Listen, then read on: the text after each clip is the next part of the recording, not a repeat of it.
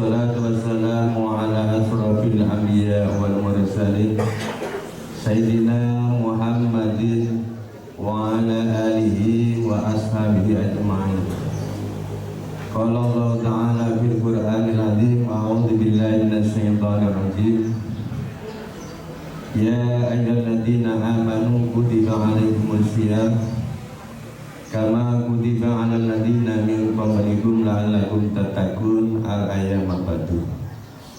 Hadratul kiram, para alim, para ulama, para kiai ingkang kula taati, wabil khusus dumateng Bapak Kiai Kusum Ma'arif yang kami taati, kepada Bapak Camat beserta jajaran yang kami hormati, kepada Ketua MUI beserta anggota yang kami hormati, kepada Ketua MPD beserta anggota yang kami hormati, Bapak Kepala Desa beserta perangkat desa yang kami hormati, Bapak dari Dinas Pertanian dan BLKB yang kami hormati, para hadirin yang hadir pada pagi hari ini yang kami hormati. Awalan marilah kita bersama-sama memanjatkan puji syukur kehadirat Allah Subhanahu wa taala atas limpah rahmat, hidayah, nikmatnya, sehingga pada pagi hari ini kita bersama-sama dapat berkumpul di Pendopo, Kecamatan Wonoayu dalam rangka tausiah, dalam rangka kegiatan bulan Ramadan dalam keadaan sehat walafiat. Amin ya rabbal alamin. Selawat dan salam mudah-mudahan curahkan kepada beliau Rasulullah Muhammad sallallahu alaihi wasallam, dan tidak lupa mudah-mudahan pertemuan kita pada pagi ini mendapat menjadikan pertemuan yang mubarakah. Amin ya rabbal alamin. Pada Bapak Ibu yang hormati, perlu disampaikan susunan acara pada pagi hari ini. Yang pertama pembukaan, yang kedua sambutan dari Bapak Camat, yang ketiga mau'izatul hasanah, yang terakhir doa atau penutup.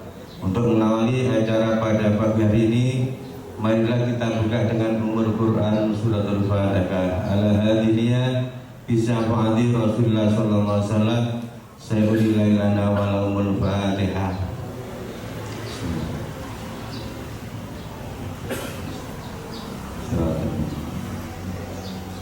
Pada Bapak Ibu yang hormati, acara selanjutnya yaitu sambutan Camat Wonoayu yang sampaikan Bapak Ribut Insinyur Ribut Prapto Yuwono MM. Kepada beliau kami persilakan. Assalamualaikum warahmatullahi wabarakatuh. Yang kami hormati para ulama, para kiai, yang kami hormati Ketua MPD,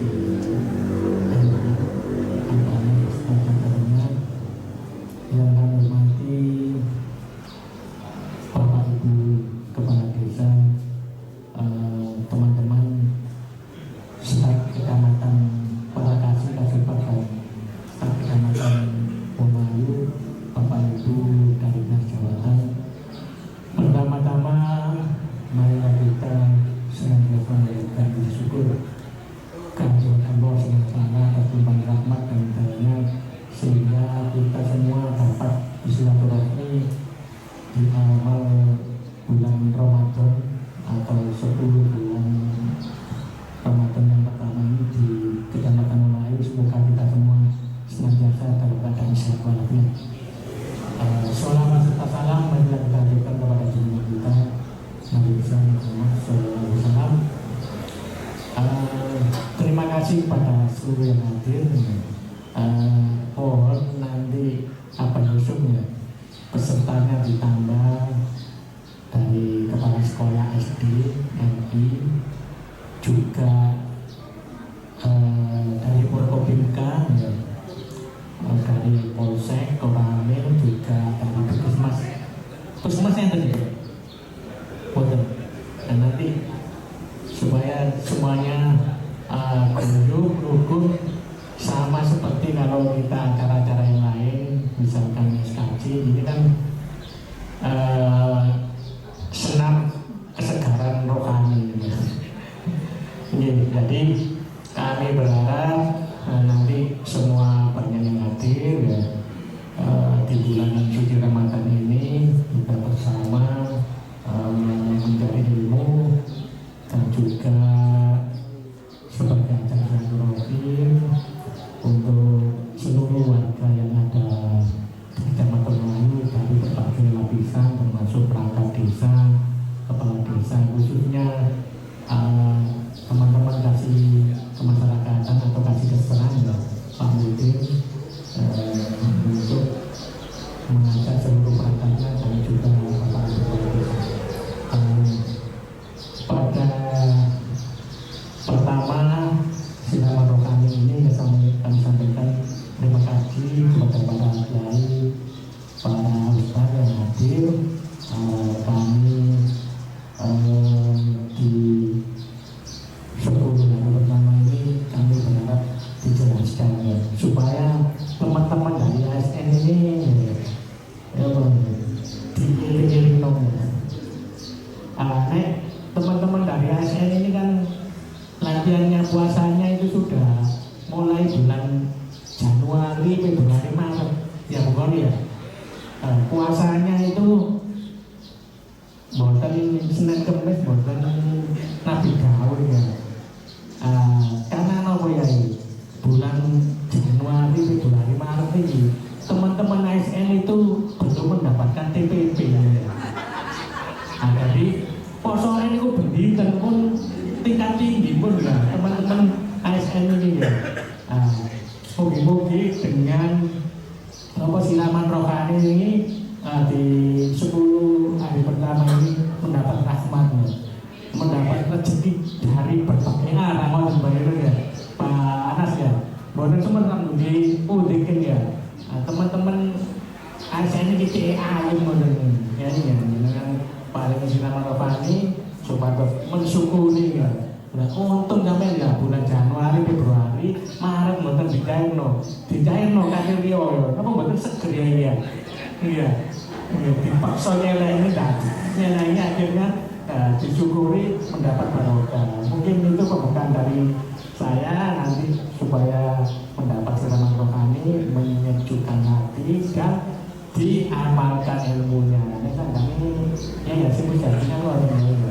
Ilmu amalia digoreng kimia ya. Kurang nanti akan bingungnya. Mungkin itu dari kami, kurang lebihnya mohon maaf bila kami kepada saya. Wassalamualaikum warahmatullahi wabarakatuh. Pada Bapak yang berhormati, demikian singkat sambutan dari Pak Camat, mudah-mudahan bermanfaat bagi kita semua. Bapak Ibu yang hormati, acara selanjutnya yaitu Mau'izatul Hasanah yang disampaikan Ustaz Husnul Ma'arif. Kepada beliau persilakan dan ditutup dengan doanya sekali.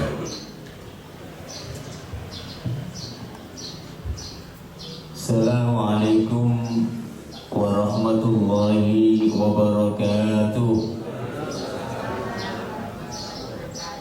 Alhamdulillah alladzi arsala rasulahu bil huda wa dinil haqq liyudhhirahu 'ala ad-dini kullih wa kafa billahi syahida.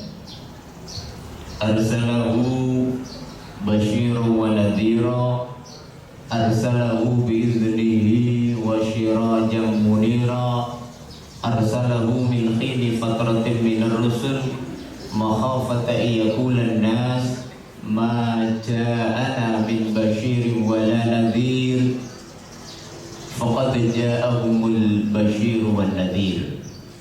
Asyhadu an la ilaha illallah wahdahu la syarika lah wa asyhadu anna Muhammadan abduhu wa rasuluhu la nabiyya ba'dah. Wassalatu wassalamu ala sayyidina Muhammadin ibni Abdillah wa ala alihi wa ashabihi wa mawala, la hawla wa la quwata illa billah, amma ba'du.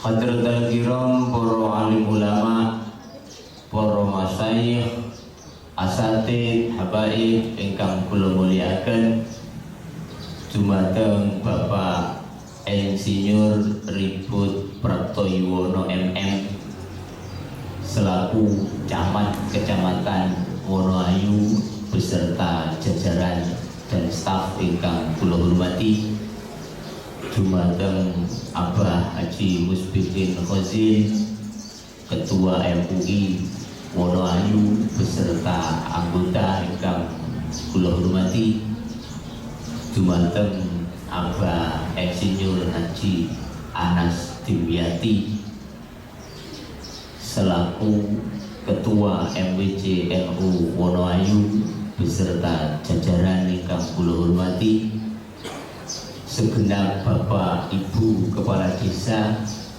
dan sedanten kemawon ingkang hadir wonten majelis menika ingkang minulya. Alhamdulillah, puji syukur kehadirat Allah Subhanahu wa taala, pada kesempatan pagi ini kita dipertemukan oleh Allah dalam upaya ganteni senam kesegaran jasmani, diganti terus Pak Camat wau senam kesegaran rohani. Mudah-mudahan niki minangka senam dudu ndadekno kula kali panjenengan sedaya mari ngaji tambah sumpek. Mangkane sakniki niku diusahakno ya sing maringi pengajian iku ya ojo ndadekno umat tambah sumpek ngoten. Teko nang pengajian gak tambah cerdas, teko pengajian tambah mau ngkelai yo wong prosoku aku ya sregep ngaji, dalu ya tak ewangi tahajud, esuk ya salat duha, jamaah ya kira-kira ya sregep aku kok ambek tangga boloku. Tapi ngono kok awak-awak iki ya rezeki kok jebret iki. Sing tangga-tangga gak tau sembahyang kok tambah enak ngono kritik. Jadi gak tambah susah. Mari ngaji gak tambah kula kali jenengan tambah duweni pandangan yang luas, memahami tentang kehidupan dengan hati yang lapang. Kayak malah sumpek akhirnya delok wong kaya awake dhewe tok sing bener, liyane gak bener, liyane neraka pokoknya wis. Nah, kalau demikian kan malah semakin menyusahkan. Makanya ngaji kula kali jenengan yang paling utama Syekh Jalaluddin Ar-Rumi niki tokoh sufi. Iku sampai nantos dakwaken wa tanin likulli may yamurru fi hayatik fa inna kulla may yamurru fi hayatik yahmilu isyaratan minallahi ilaihi. Wis gawe ngene pokoke awakmu kok iso teko ing dalem sijine acara.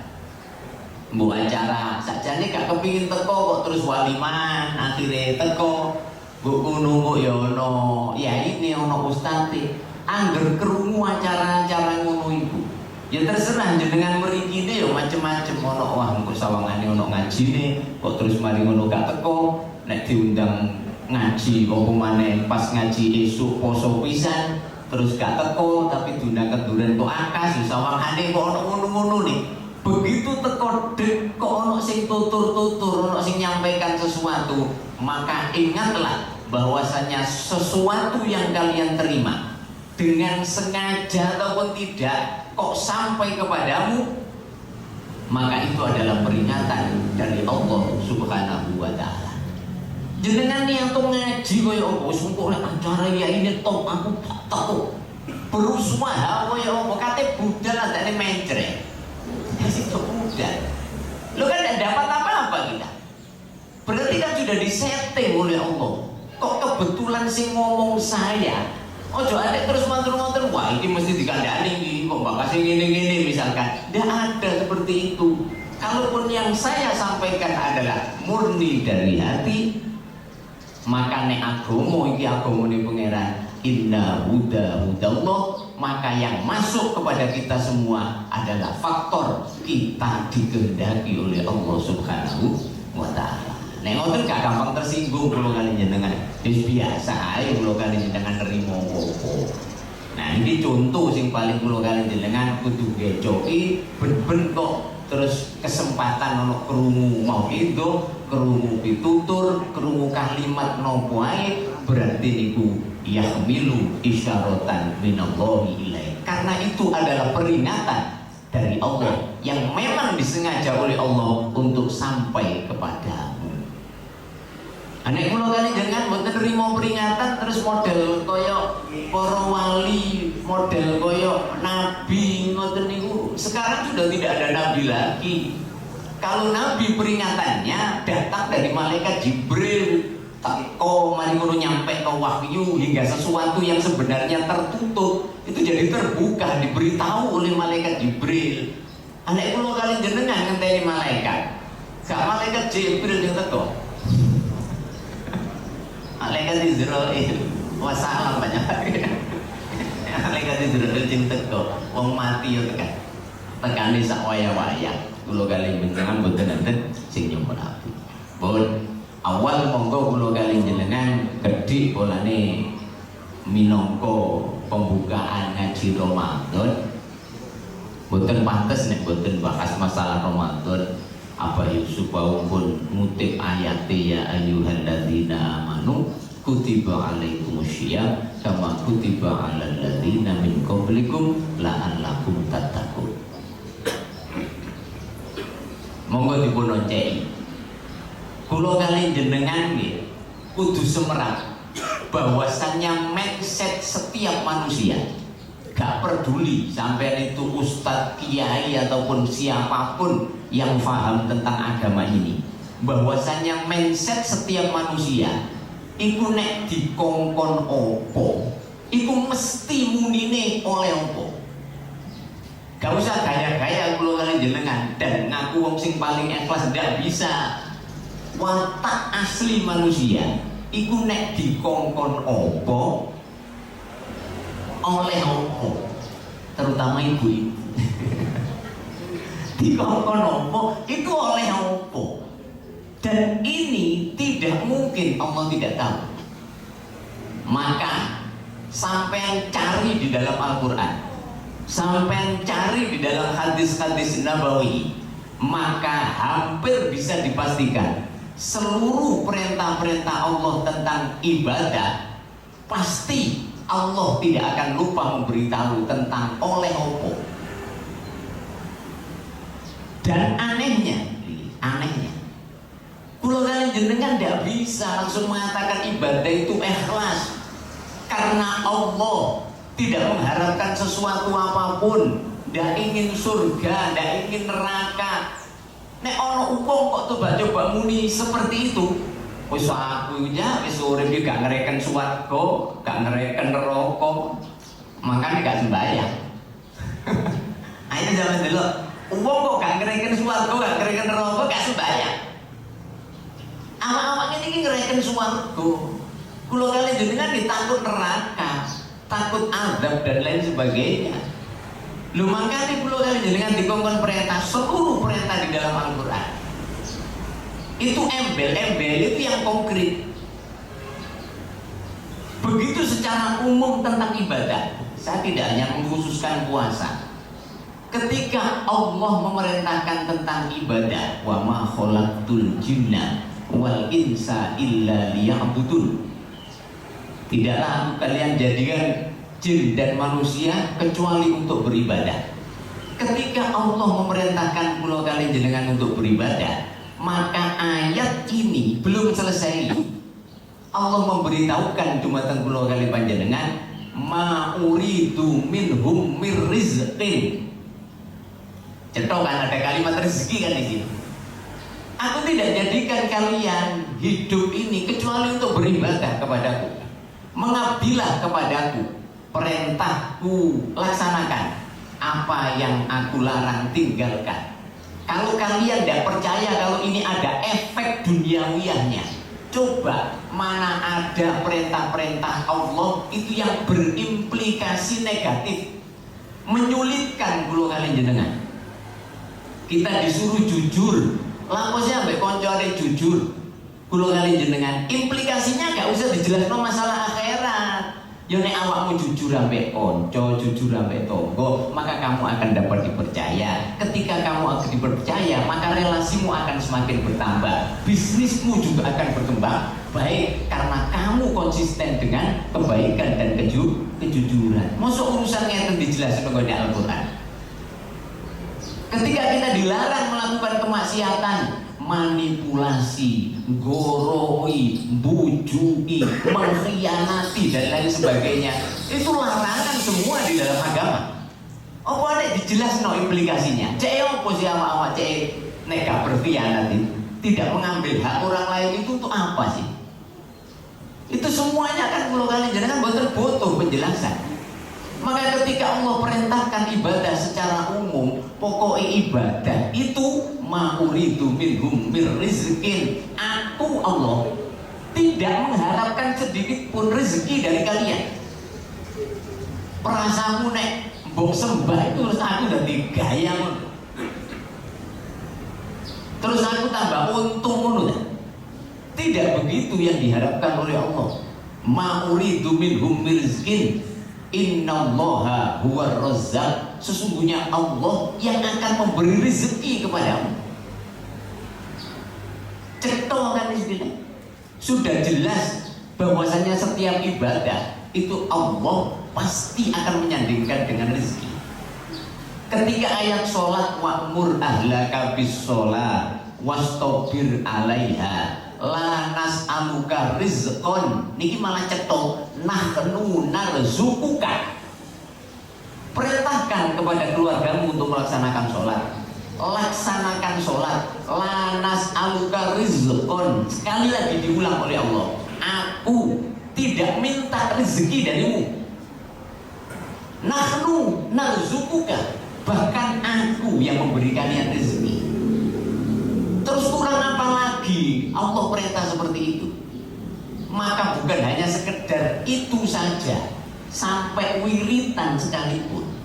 Wiritan kongkon istighfar, kongkon moco tahlil la ilaha illallah, dikongkon akeh moco sholawat. Coba lihat di dalam Al-Quran.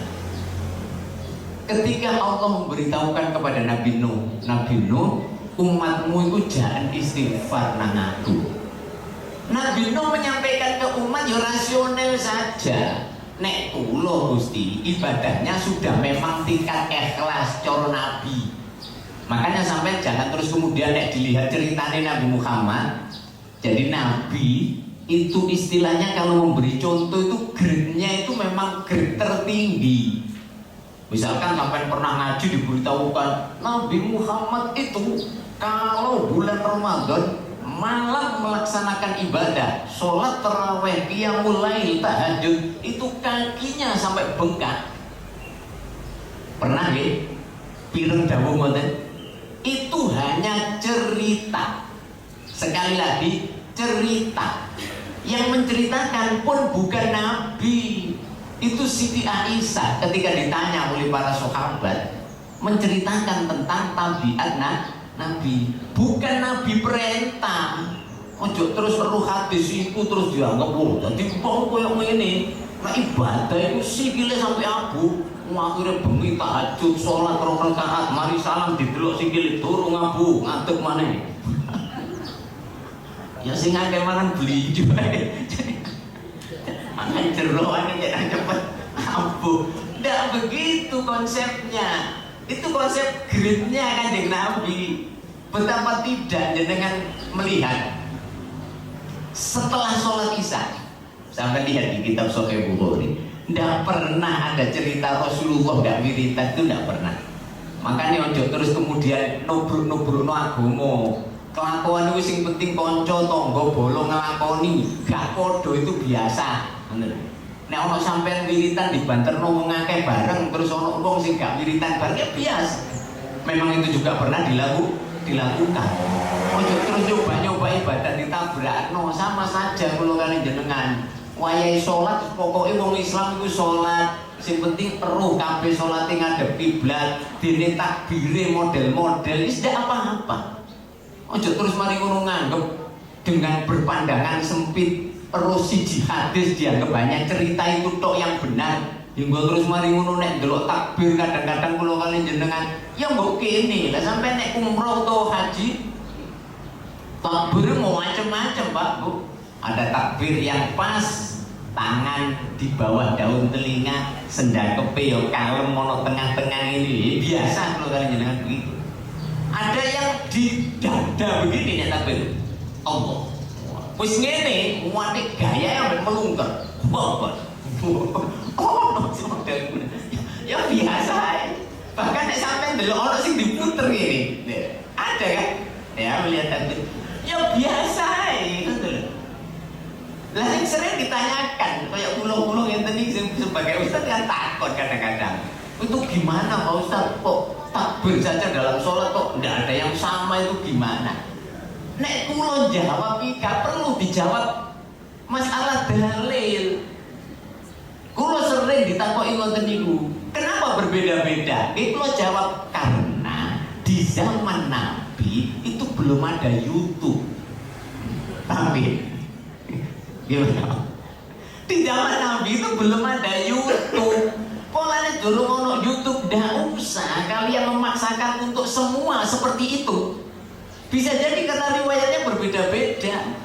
Karuan nek wis ono YouTube kok sampean gak podo, langsung kula delok ngene iki delok entah makan delok YouTube ini Nabi Muhammad takbire ngene gitu. Cetok kan? Terus sampean kate lampu, monggo Mekah kita takbir ada Allah. Berkati sedang Pak, langsung ngelos. Ngene kok istirahat ngene. Dadi iki masih imam Pak. Imame rada suwe enak, enggak ada takbir Allah. Akbar. Lho ngene iki. Iki nek ane kesuwen gak istirahat di tempat.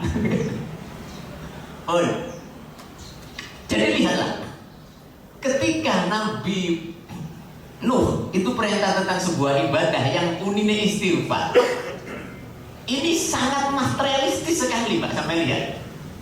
Padahal ini urusannya rohani, urusannya kesenam kesegaran rohani, tapi implikasinya itu dunia. Ketika Nabi Nuh menyampaikan fakultus taghfiru rabbakum innahu kana ghaffaro. Ayolah re, awak-awakmu kuwi istighfar. Sembayangmu, ndonga nang pangeran, mendekat kepada Allah. Apa dampaknya? Ketika Nabi Nuh menyampaikan itu, yursilis sama alaikum midrara. Karena pada waktu itu umatnya Nabi Nuh itu terjadi hampir sekitar 7 tahun menurut riwayat itu tidak pernah turun hujan. Dan di coro poso itu wis nemen. Sifatnya apa? Kami itu bulan kok. Tapi nek dianggap baru wis jelas cair. Jelas enak ya. Nabi Nuh juga begitu. 7 tahun paceklik semuanya. Karena ketika kondisi seperti itu terus ya opo ini? Resesi akan terjadi di kerajaan Nabi Nuh. Pada waktu itu apa yang disampaikan? Ayo kita kembali kepada Tuhan. Ayo istighfar minta ampun. Banyak-banyak mendekat kepada Allah. Ketika itu yang disampaikan itu masalah yang mendengar, cek mlebu swarga. Gak payu Pak ngomong swarga dalam kondisi kesulitan ekonomi gak payu. Ngoten. Dalam kondisi sulit koyo ngene kok bakas-bakas swarga, bakas akhirat cek tak saiki sing penting. Iki awak-awak iso enak apa gak iki untunya ini. Maka Nabi Nuh di dalam Al-Qur'an ini tak bukan kisah fiktif. Menyampaikan ibadah sing gethu. Faqutus taghfiru rabbakum innahu kana ghaffar yursilis samaa alaikum midrara. Agar Allah Tuhan yang kalian sembah akan mengirimkan hujan dengan sangat deras. Yursilis samaa alaikum midrara. Cuma kadang-kadang kalau kalian jenengan ono sing disampaikan kok istighfar sing akeh, kok wiritan ngide nang pangeran. Ayate itu menyampaikan agar Allah mengirimkan hujan yang sangat deras. Terus dikei ijazah kok nang akeh istighfar gak dilakoni. Lho kok mboten dilampahi. Lah kula niki dodolan serius ta. Lah nek kata-kata istighfar lek bendino udan tambah mboten payu. Lho itu kan sesuai dengan konteksnya, ngono lho. Lah nek konteke sampean niku panjene ASN sing panjene ngarep-ngarep dan PBB iki cair, yo konteksnya ya mungkin lain, ngono lho.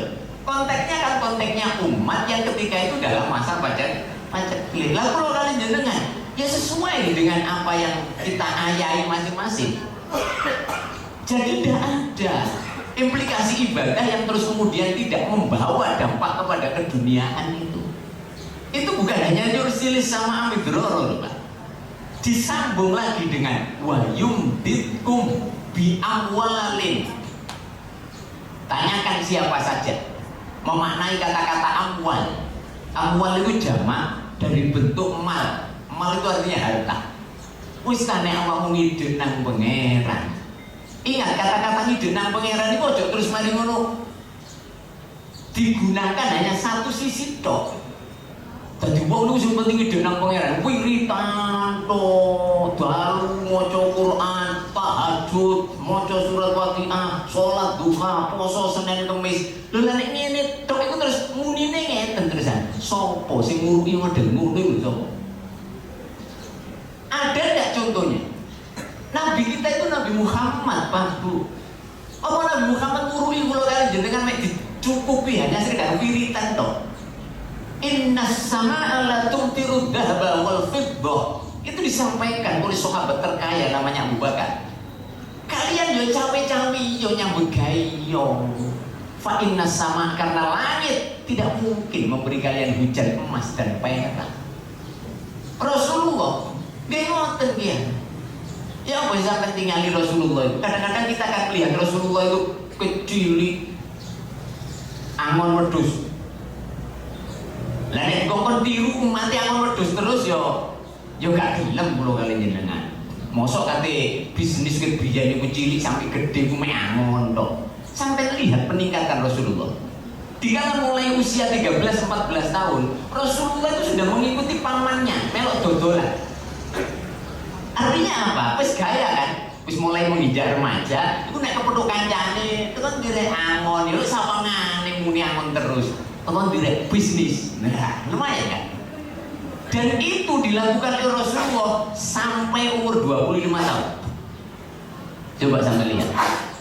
Bisnis yang dilakukan oleh Rasulullah awal ikut pamannya dan seterusnya sampai akhirnya Rasulullah itu secara skill terasa.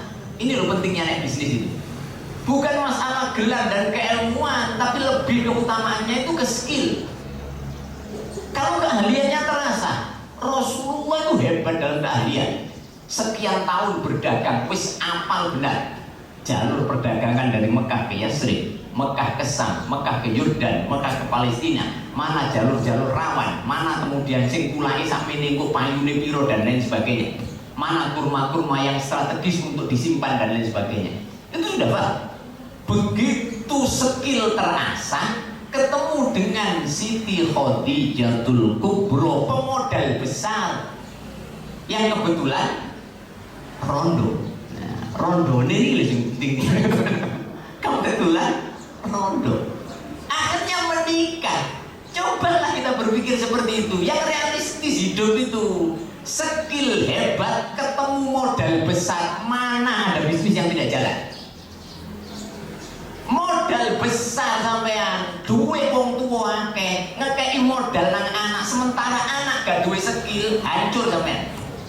Coba kalau percaya manusia modal begitu. Makanya tiru Rasulullah, ketika Rasulullah skill terasah, dikuasai, hebat, bertemu dengan pemodal besar Siti Khadijah, jos Pak. Seluruh jazirah Mekah tidak ada orang sekaya ini lagi. Dan itu dinikmati oleh Rasulullah hampir selama 15 tahun. 15 tahun wis top, wis gerakan gede sudah, miliarder Rasulullah itu. Selama 15 tahun. Usia menikah 25 baru diangkat jadi nabi umur 40 lah. Mulai umur 40 itu sampai lihat dalam kitab-kitab Syiratun Nabawiyah. Wis terkenal bahwasanya ketika bisa nubuwah Rasulullah itu sama sekali wis gak mikir ke bisnis. Makanya nek sampai delok hitung-hitungan ideale kula niku nggih nyambut gawe Pak ngoten. Masih apa ya cuk tenggen kula paling boten methoki kaya tamu kok sematon sila boten paling teng toko kula iki kadang ketemu kadang boten tapi dia bisa tenggen toko nek boten semerap ya boten kula anggap wong njaluk ngaji ngoten lho kayak kula anggap wong tuku iki boten iku bendina pasti idealnya ustad utawa kiai iku ideale gak nyambut gawe nek pancene bojone kaya Siti Khadijah ini lho sing penting. Rasa-rasane kabeh setuju ngoten. Wajib kula ngene ngoten. Nek pancene nggih sendenane cor-coran. Makane kekayaan Rasulullah yang begitu besar itu habis sudah dibuat dakwah. Cor-coran pancene sendenane Siti Khadijah. Gak ono ceritanya begawe punah. Dakwah terus. Nah, maka melihat itu kula kalian jenengan sudahlah kita nyambut gawe makomnya apa? Sampai nek ASN ya ASN, sampai panjene enten gene kelurahan, enten gene desa ya desa, sampai jadi apa sudah itu laksanakan. Tapi ingat, dengan sampai mendekat kepada Allah, bisa jadi akan ada rezeki dari efek yang lain. Gitu saya begini. Kulo iki nek momane jenengan tingali ya nyambut gawe ya ngono ae. Nyambut gawe ya ngono ae. Ya mungkin karena faktor ya nyuntuni jenengan. Terus kayak wong-wong itu percaya Gusti Allah ini damel kaya kula ngeten iki nyambut gawe biasa nih omahe ngoten niku sampeyan tingali. Tapi nuwun sewu, nek hanya sekedar model kaya ngeten tok, Pak. Nggih. Toko kula nggih mboten gedhe. Tapi kula ya iso terus mari ngono mbae omah. Terus mari ngono ya iso duwe mobil. Ya iso umroh barang. Ya haji ya wis daftar wis sampe tahun 2014 iki. Lho nek didelok kula kali jenengan ningali kaya ngeten iki lho teko opo? Maka ada hal-hal sing kula kali jenengan aja mikir ngene. Aku iku lho wong jenenge ya apa ASN. Iku ben bulan iku ya oleh ya sakmene. Lho jenengan dhewe kaya membatasi. Jangan membatasi perolehan rezeki. Kalau memang bayaran HR honor itu bisa kita batasi. Ya apa ya oleh teko iki. Oke sampai berpikir begitu. Tapi coba kalau memang kita mendekat kepada Allah, maka akan ada hal-hal yang luar biasa. Saya bisa menyampaikan, andai kata umpamane kula nyambut gawe tok wis anggo tuku tok umpamane meleget. Tidak mungkin terus kemudian ada hal-hal lain yang menyebabkan terus kena digawe nyampe nonang pompong bahwasanya beginilah kula kalian jenengan dalam kondisi orang-orang yang memang ngopeni agamane Gusti Allah. Tidak harus menyampaikan dengan dakwah kula kalian jenengan. Sergap ibadah, sergap ngaji dan lain sebagainya, kula kalian jenengan ada hal-hal yang tidak bisa jadi wong Jawa gak kena dikilani urusan rezeki. Nah, ini yang pertama. Sudah kula kalian jenengan sudah paham seluruhnya bahwasanya ada implikasi duniawi yang bukan merupakan secara eksplisit, secara samar, tapi di dalam Al-Quran sudah memang menyebutkan seperti itu. Wis tak awakmu nyambut gawe sing temen aturane Allah lakonono dan banyak-banyaklah mendekat kepada Allah, maka yumditkum bi amwalin. Kalian akan diberi oleh Allah banyak hartanya. Wa ja'alakum jannatin, dan akan diberi oleh Allah penghasilan dari perkebunan. Kalau ayat itu artinya begitu. Wa anharo, dan sungai-sungai yang akan aku berikan air mengalir dengan deras. Itu konsepnya ayat, tapi secara umum untuk keperluan kita kalau kalian jenengan begitu. Begitu kita kembali kepada puasa, maka Allah perintahkan kepada kita untuk puasa. Puasa itu apa tak berdiri lakonono. Kenapa ya Allah saya harus melakukan puasa? Bukan masalah duniawi. Nek masalah duniawi sing tersirat dan tersurat, kalau kalian jenengan langsung melihat bahwasanya ibadah puasa itu satu-satunya ibadah yang sampai uang sing gak percaya dengan Tuhan saja itu melakukan. Dulu konsep puasa ada istilah puasa ngerowot, ada istilah puasa pati geni. Ngono sampai biyen iku kate ngarepno anake tangga kok gak dikarepi. Ono sing nyaut dipasani lho, ono dipasani lho. Ya kene ya arek, lho. Makane kula kali jenengan faktor tirakat. Faktor tirakat. Riposo itu tirakat. Makanya nek sakniki lho sewu iki. Nek ana wong kok ngomong ana dukun santet dan lain sebagainya. Kita tidak bahas masalah beragama, Pak. Yang penting tirakato ono hasilnya. Kalau tidak percaya konsep Al-Quran, tukang sihirina Rojo Fir'aun itu orang-orang yang tidak percaya dengan Allah. Itu orang-orang yang dilaknat. Tapi karena tirakati, ternyata apa yang dihasilkan fisik itu cocok. Ketika Rojo Fir'aun berkata, iki kok aku koyo ane urip iki wis gak pate enak. Ketika ahli-ahli sihir, wis pokoke dukun-dukun itu dikumpulno, itu ternyata sama persepsinya. Dia bersemedi, tirakat, terus akhirnya ada WC istilah Jawa yang menyampaikan bahwasanya akan ada bayi lahir laki-laki yang kemudian akan mengalahkan engkau Fir'aun. Nah, untuk mengantisipasi itu, ini kan benar. Buktinya pada akhirnya siapa yang mengalahkan Fir'aun? Nabi Musa kan? Bayi laki-laki itu sudah diprediksi oleh tukang sihir. Jadi pokoknya tirakatnya jadi gak peduli masalah jenengan beriman apa tidak. Begitu sudah disampaikan ke Raja Fir'aun untuk mengantisipasi, akhirnya dikeluarkan perda. Pokoknya nek ade ono bayi laki-laki harus dibunuh untuk mengantisipasi. Akhirnya dibunuhi kabeh. Tapi wong jenenge apes. Jadi apes sih, Pak. Ternyata bayinya Nabi Musa itu dikintirno karo ibuke, ternyata menggok nanggone pemandiane istrine Raja Fir'aun. Yang ini lho gara-gara peraturan nih, gara-gara pemerintah, gara-gara rusak. Padahal itu peraturan nasional. Pokoknya bayi sak Mesir nek lanang harus dibunuh. Ketika ono bayi lucu, bojone Fir'aun seneng. Konangan Fir'aun disuruh membunuh, jarine sing wedok, ojo ngono ta Pak. Iki nek sampe gawe peraturan kono-kono gak apa-apa, tapi aku ndelok arek iki lucu. Iki doh aja dipaten, aja dipaten. Itu konsep Al-Qur'an, di dalam Al-Qur'an diceritakan seperti itu. Karena ayat-ayat kisah saya tidak membacanya karena khawatir salah karena tidak selalu ingat ayat-ayat tentang cerita seperti ini. Akhirnya ya apa? Udah sampai nganut karo si wedok. Justru karena itu hancur.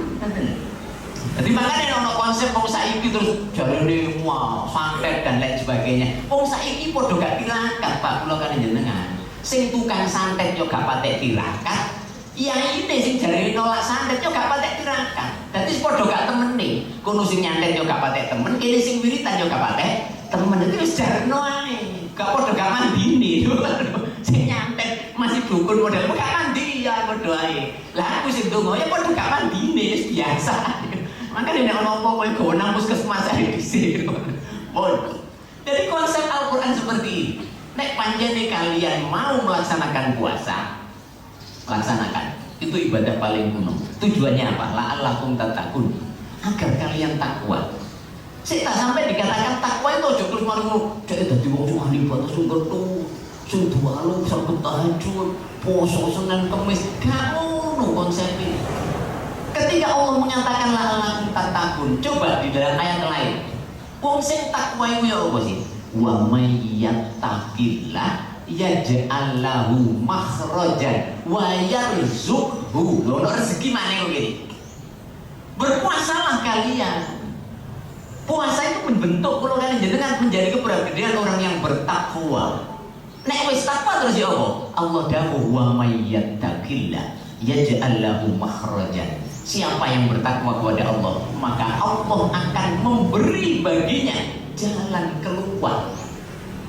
Makhraj itu artinya jalan keluar. Makanya enten ilmu tajwid, makhrajul huruf itu jalan keluarnya huruf ain itu ya apa munine, kha itu ya apa kha itu makhraj.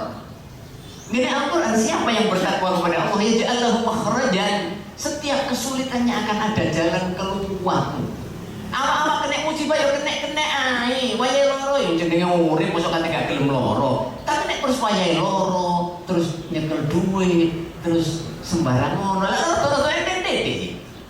Coba bayangkan kula kalian jenengan. Makhrajannya itu di mana? Nek kalau tidak Allah yang memberi jalan keluar. Saya juga pernah Pak mengalami seperti itu. Pandemi yang kedua. Niku kula mboten kelebu sing kebetulan ya alhamdulillah tidak kena corona. Ya, padahal wong kadang-kadang yang maksa ngaji ae di rumah nih ngoten. Lho terus akhirnya ya toh. Kula dalam kondisi sakit yang berat, menurut dokter memang wis wayahe. Ya, saya sampaikan sebagai contoh. Saya pernah sakit ambeien yang tingkat stadium 4 plus. Terus diobati terus akhirnya juga waras. Pada tahun 2021 bulan Juli tanggal 20 sampai kalau ini bulan Juli 2021 itu top-topnya pandemi Pak, hampir rumah sakit se-kabupaten mungkin ya se-Indonesia itu kolek. Padahal saya pada kondisi yang sudah berdarah dari pagi sampai sore sampai malam, terus kemudian tidak bisa kembali ambilnya jam 2 malam itu kepikiran ini ono sing biasa melok jamaah kula ngaji. Itu salah satunya. Itu orang tenaga kesehatan. Istrinya tenaga kesehatan di Kabupaten Sidoarjo, di RSUD. Tapi yang laki-laki bukan. Saya pikir niku wis njaluk pentarano iki ya. Engko ini iso tembus hingga tidak lewat jalur yang semestinya. Sebab wis penuh kabeh. Mungkin itu Pak yang bisa saya ceritakan sedikit, bahwasanya akan ada makhraj jalan keluar. Coba bayangkan, saya sudah tepat, wonge wis koyo ngono wis tepat saya nelponnya. Tapi kalau tidak dikehendaki Allah, jam 2 malam nelpon wong, itu sapa sing ngereken? Ataupun setidaknya wonge kepingin ngereken tapi turu, atau HP-nya dicas, atau dibuat silent, kan nggak keterima. Begitu saya nelpon ternyata diangkat. Saya keluhkan begini, sudah stadium ini dan sudah tidak mungkin sebab dari sore sudah begini. Akhirnya apa? Jenengan tunggu sebentar. Pulau tak boleh info cari rumah sakit manapun pun. Sampai akhirnya ini satu yang paling penting ini saya sampaikan supaya jenengan harus ada himmah, harus ada kekuatan untuk beribadah. Itu ada implikasi yang seperti itu yang di luar nalar manusia. Begitu saya sampaikan begitu, langsung tidak berapa lama, monggo jenengan saat ini berangkat kulo enteni sebab rumah sakit lain di Sidoarjo itu sudah penuh, tidak bisa untuk dilalui. Maka jenengan berangkat kulo tenggo wonten gene Delta Surya.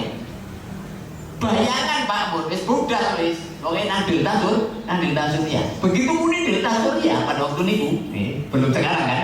Sekarang sudah diambil alih oleh yang sudah BPJS masuk. Pada waktu itu kerungu Delta Surya kan mikir ya ini duit. Luar biasa Pak. Sampai di sana itu anak kulo, istri kulo sudah disuruh di luar oleh orang yang saya handle itu ya. Pun betul saya pun jenengannya mencoba mawon. Pokoknya saya dikolek dari awal itu suruh bawa KTP. Diurus macam-macam, dia kenal banyak dokter, dia nelpon ada di depan itu udah boleh masuk Pak. Satpam sudah di luar. Saya dengar sendiri, jangan dibawa dulu. Oleh orang saya yang ada di situ langsung, Mas, menyebut dokter ini kan biasa. Kalau sudah kenal orang, iya masuk. Diperiksa dan lain sebagainya, sampai kemudian dimasukkan di kamar. Begitu wis turu ono kamar, istri dan anak saya belum masuk. Sing nglantaraken kula niku malah muni ngeten pun Ustaz niki sedaya pun kula siapaken kene mriki, jenengan pun repot-repot, jenengan pun susah-susah, niki pun kula urusi administrasine sedaya. Coba bayangkan.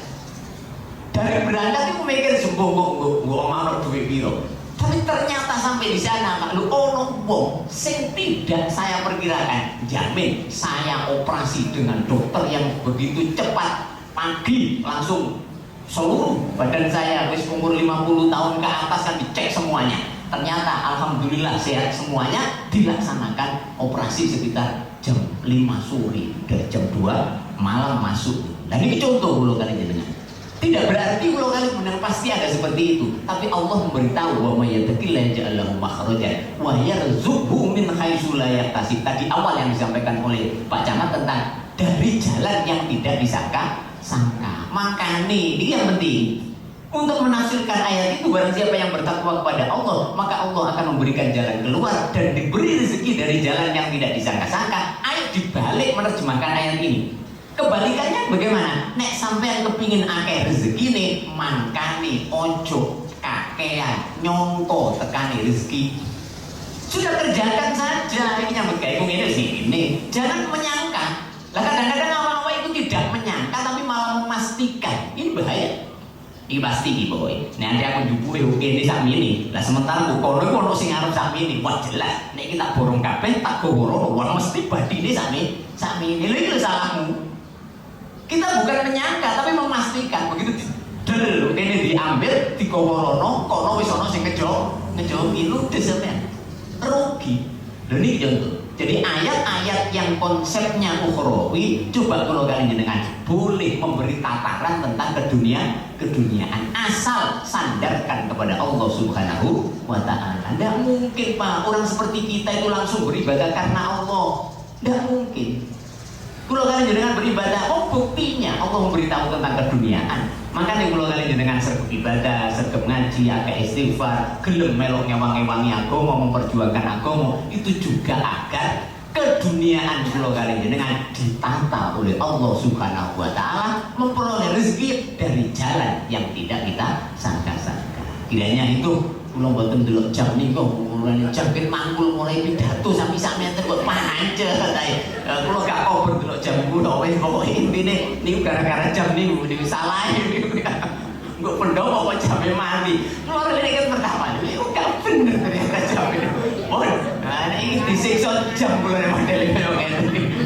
Mohon mudah-mudahan wis apa sing kula sampaiaken niku menjadikan kula kali jenengan mendapatkan tambah-tambahan ilmu agar kula kali jenengan dapat melaksanakan ibadah dengan konsekuen walaupun pada akhirnya kula kali jenengan ibadah adalah ingin mendapatkan kenikmatan surga selamat dari neraka Allah Subhanahu wa taala. Tapi ketahuilah bahwasanya ibadah-ibadah kita yang memang berbakti kepada Allah akan selalu ada implikasi dunianya dan Allah boten mungkin terus gak kereken pikiran kula kalian jenengan setiap awak-awak dikongkon opo iku mesti oleh opo. Mudah-mudahan manfaat. Al-Fatihah.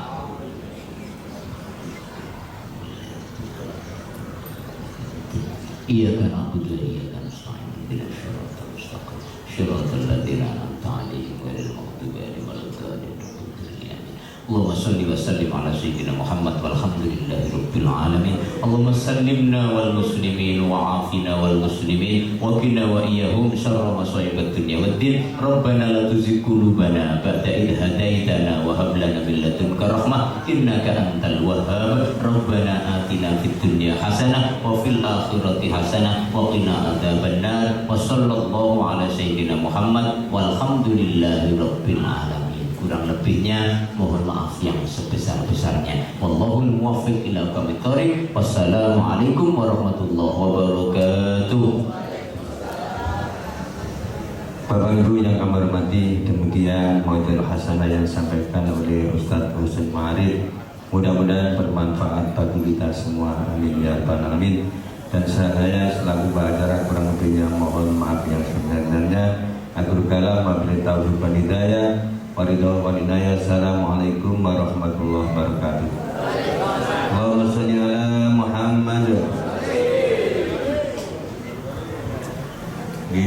Pengumuman untuk Jumat yang akan datang yaitu Bapak yang mengisi acara Mauidul Hasanah Bapak Ustadz Nur Fajir dari Sumberjo.